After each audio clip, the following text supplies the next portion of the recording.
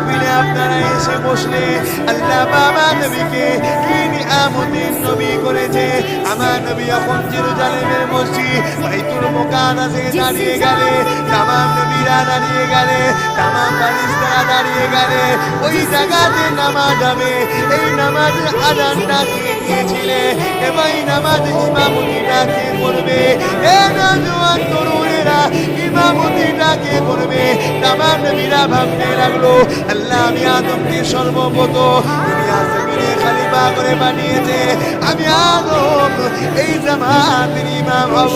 কারণ এই জামাতে সব নবীরা দাঁড়িয়ে আছে, এই জামাতে সব ফেরেশতারা দাঁড়িয়ে আছে। হযরত ঈসা রুহুল্লাহ ভাবে আল্লাহ পাক আমাকে বিনা ভাবে কুদরতি ভাবে বানিয়েছে, আমি ঈসা রুহুল্লাহ এই জামাতের ইমাম হব। হযরত মুসা কালিমুল্লাহ ভাবে আল্লাহ পাক আমাকে তুর পাহাড়ে ডেকে নিয়েছে, আমার সঙ্গে কথা বলেছে, এই জামাতে ইমাম আমি মুসা কালিমুল্লাহ হব। কিন্তু আমার নবী কিভাবে? আল্লাহ নবী ভাবছে এ জামাতের ইমামটা আল্লাহ কার নসিবে লিখেছে।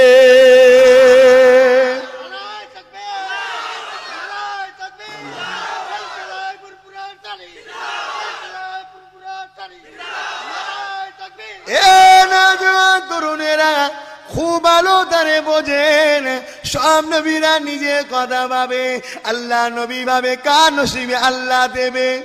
তিনি ফয়সালা আল্লাহ হাতে দিলেন, কুদরতি হাতে। এটা ছিল আমার নবীর তামাম নবীদের থেকে জ্ঞান বেশি। এ নওজোয়ানেরা, আমার আল্লাহ পাক আমার নবীকে তামাম নবীদের নবী বাদশা করে বানিয়েছে।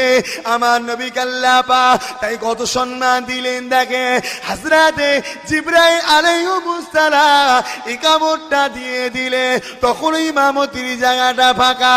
হযরতে জিবরাইল আগিয়ে গিয়ে আল্লাহ নবী নূরে আটটা আদম সম্মানের সঙ্গে ধরে বললে, ইয়া রাসূলুল্লাহ হাবিবাল্লাহ, এই জায়গাতে দাঁড়িয়ে ইমামতি করার জন্য আল্লাহ আপনাকে তৈরি করেছে।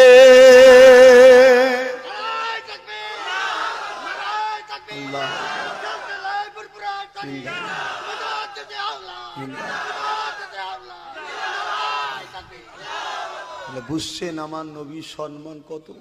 সেই নবীর মাহফিলে আপনারা এসে বসলেন। যে নবীর মাহফিল স্বয়ং আল্লাহ পাক নিজে দিয়েছে।